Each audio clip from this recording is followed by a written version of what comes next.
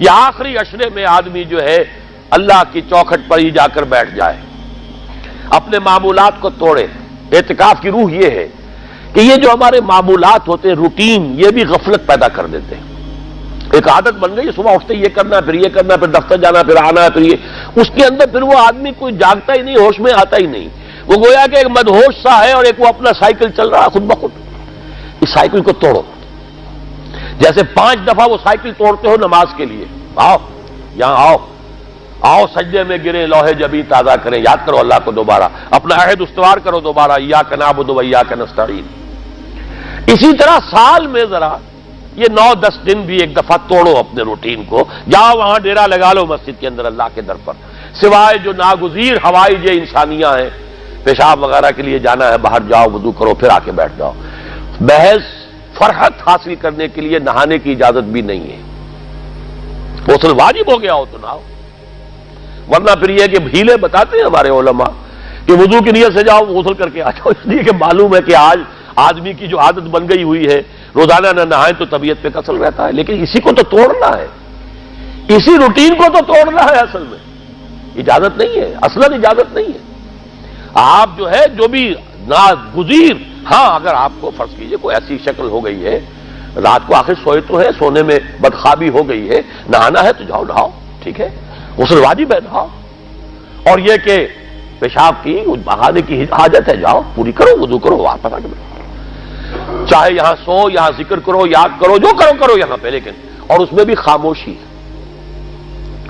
وہاں ہمارے ہاں آج کل اس کے اندر بھی بڑے لمبے لمبے چوڑے پروگرام شروع کر دیتے ہیں، لوگ بیٹھے ہیں گپ بازی کر رہے ہیں۔ میں نے خود میدان عرفات میں لوگوں کو تاش کھیلتے دیکھا ہے، تاش عرفات میں۔ میں نے سنا یہاں پر اعتکاف میں تاش کھیلے جاتے۔ آپ بالکل نوجوان چھوکرے، فضیلت سنی اعتکاف کی، ویسے بھی گھر سے بھاگنے کو جی چاہتا ہی ہے، کچھ دنوں کے لیے نکلے اس گھر سے، مسجد میں آ کے بیٹھ گئے، وہاں پہ گپے بھی ہو رہی ہے، لطیفہ بازی بھی ہو رہی ہے، تاش بھی کھیلے جاتے، یہ اعتکاف ہو رہا ہے۔ یہ اتنی ہلکی شے نہیں ہے اعتکاف،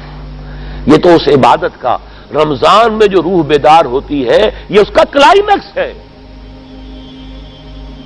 بہت بڑی عبادت ہے، لیکن اس میں لو اللہ کے ساتھ لگی رہے، لوگوں سے نہیں، تنہائی، غور و فکر، یا قرآن پڑھو، ذکر کرو، نوافل پڑھو، یا سوچو بچ، جیسے حدیث میں آتا ہے وَأَن يَكُونَ نُطْقِي ذِكْرًا وَنَظَرِي عِبْرَةً وَسَمْتِي فِكْرًا، میرا دیکھنا ہو تو عبرت کا دیکھنا ہو کہ ہر شے سے میں سبق حاصل کروں، اور میں بات کروں تو اللہ کے ذکر پر مبنی ہو میری بات، اور میں خاموش رہوں وَسَمْتِي فِكْرًا، غور و فکر، تفکر و اعتبار، جو حضور جا کر غار حرا میں کیا کرتے تھے وہ اعتکاف تھا حضور کا، مکی دور کا اعتکاف، تنہا بیٹھنا۔ اور یہ روایت مجھے بعد میں معلوم ہوا کہ یہ بنو ہاشم میں یہ روایت تھی،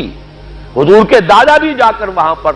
غار حرا میں بیٹھا کرتے تھے، یہ ان کی ایک خاندانی روایت چلی آ رہی تھی، یہ جگہ تھی، اور وہ جگہ ایسی ہے عجیب سی، اب تو خیر بڑی بڑی عمارتیں حائل ہو گئی ہیں، ورنہ میں نے جب پہلا حج کیا تھا سن 62 میں، تو میں نے اس وقت جا کر دیکھا تھا واقعتاً سیدھا کعبہ نظر آتا ہے وہاں سے، اور کچھ درمیان میں نہیں، جیسے اس کو سلٹ لیمپ کہتے ہیں، وہ غار ہے ہی ایسی کہ سامنے ایک دراڑ سی بس کھلی ہوئی ہے، یہ اس کے اندر سے وہاں بیٹھ جائیے سیدھی نگاہ خانہ کعبہ پر جاتی تھی، تو کعبے کا مراقبہ بھی کیا جا سکتا تھا وہاں بیٹھ کر، دیکھنا کعبے کو دیکھنا عبادت ہے، اور پھر اس یکسوئی کے ساتھ کوئی نہیں، کعبے میں ہے تو نہ معلوم کیا کچھ اور ہو رہا ہے،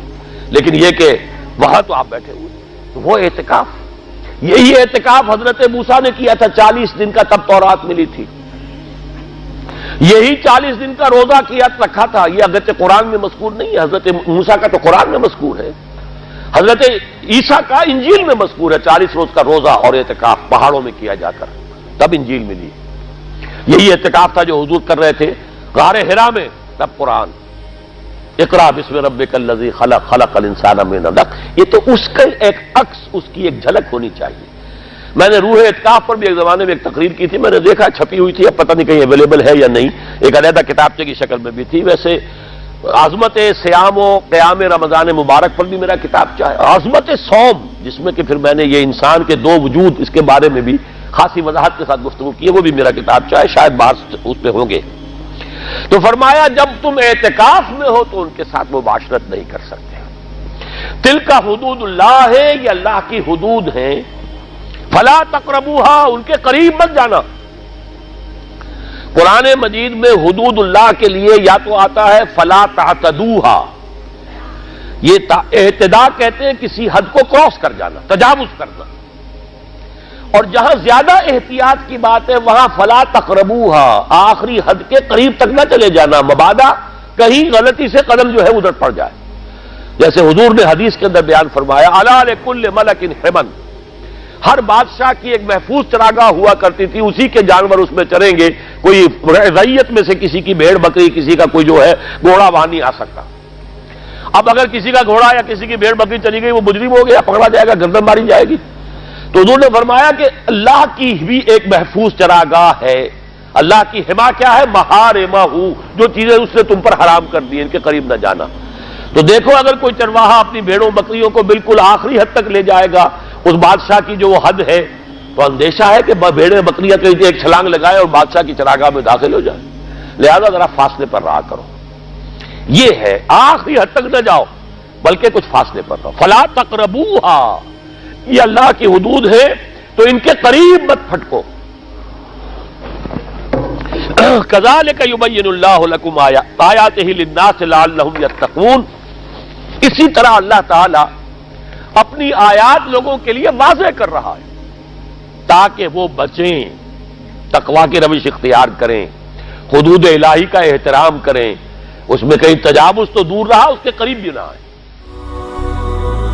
هي الحلقات تحفظني بآيات من القرآن، هي الحلقات تملأني بحب المصطفى العدنان،